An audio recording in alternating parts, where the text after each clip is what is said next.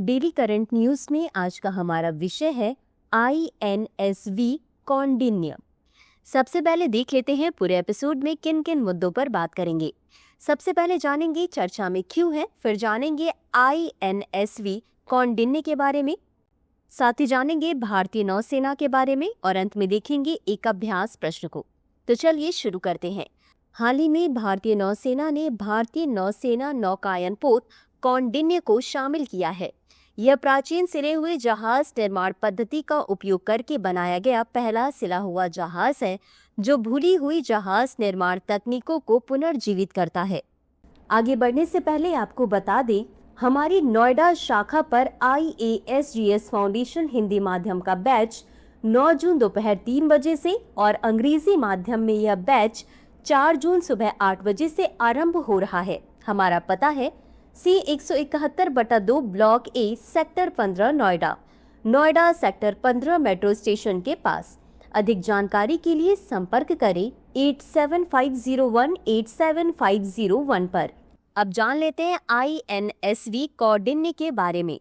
इसका नाम प्रसिद्ध भारतीय नाविक कौंडिन्य के नाम पर रखा गया है और यह 2025 के अंत तक प्राचीन व्यापार मार्गों का पता लगाते हुए ओमान की ऐतिहासिक यात्रा पर निकलेगा। इसे भारतीय नौसेना, संस्कृति मंत्रालय और गोवा स्थित एक जहाज निर्माण कंपनी के बीच द्विपक्षीय समझौते के माध्यम से क्रियान्वित किया जाता है। यह 5वीं शताब्दी के अजंता गुफा चित्रों में चित्रित एक जहाज के आधार पर बनाया गया एक सिला हुआ जहाज है। अब जान लेते हैं कौंडिन्य के बारे में। कौंडिन्य एक प्रथम शताब्दी के भारतीय नाविक थे जिन्हें मेकांग डेल्टा तक नौकायन के लिए जाना जाता है। उन्होंने योद्धा रानी सोमा से विवाह किया और फुनान साम्राज्य की सह स्थापना की, जो दक्षिण पूर्व एशिया के शुरुआती भारतीय राज्यों में से एक था। आधुनिक कंबोडिया और वियतनाम के खमेर और चाम राजवंशों की उत्पत्ति इसी संघ से मानी जाती है।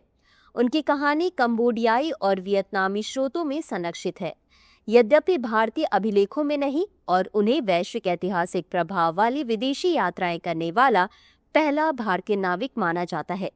अब जान लेते हैं भारतीय नौसेना के बारे में। 1 मई 1830 को east India company British crown के अधीन आ गई और उसे लड़ाकू दर्जा प्राप्त हुआ, जिससे वह भारतीय नौसेना बन गई। 1858 में इसका नाम बदलकर हर मैजेस्टीज इंडियन नेवी कर दिया गया।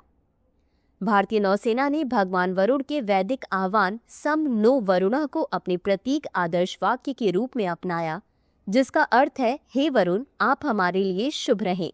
21 अक्टूबर 1944 को पहली बार नौसेना दिवस मनाया गया। 1972 से नौसेना दिवस 4 दिसंबर को अरब सागर, बंगाल की खाड़ी और कराची बंदरगाह मिसाइल हमले में 1971 के सफल नौसैनिक अभियानों के सम्मान में और युद्ध शहीदों को श्रद्धांजलि देने के लिए मनाया जाता है। नौसेना में 3 कमान है, जिनमें से प्रत्येक एक flag officer commanding in chief के नियंत्रण में है। पश्चिमी मुख्यालय मुंबई, पूर्वी विशाखापत्तनम और दक्षिणी नौसेना कमान कोची। इसका नेतृत्व भारत के राष्ट्रपति करते हैं, जो इसके सर्वोच्च कमांडर हैं। इसी के साथ अंत में देख लेते हैं आज के अभ्यास प्रश्न को। INSV कौंडिन्य के संदर्भ में निम्नलिखित कथनों पर विचार करें। 1. यह प्राचीन सिले हुए जहाज निर्माण पद्धति का उपयोग करके बनाया गया। 2. इसका नाम प्रसिद्ध भारतीय नाविक कौंडिन्य के नाम पर रखा गया है।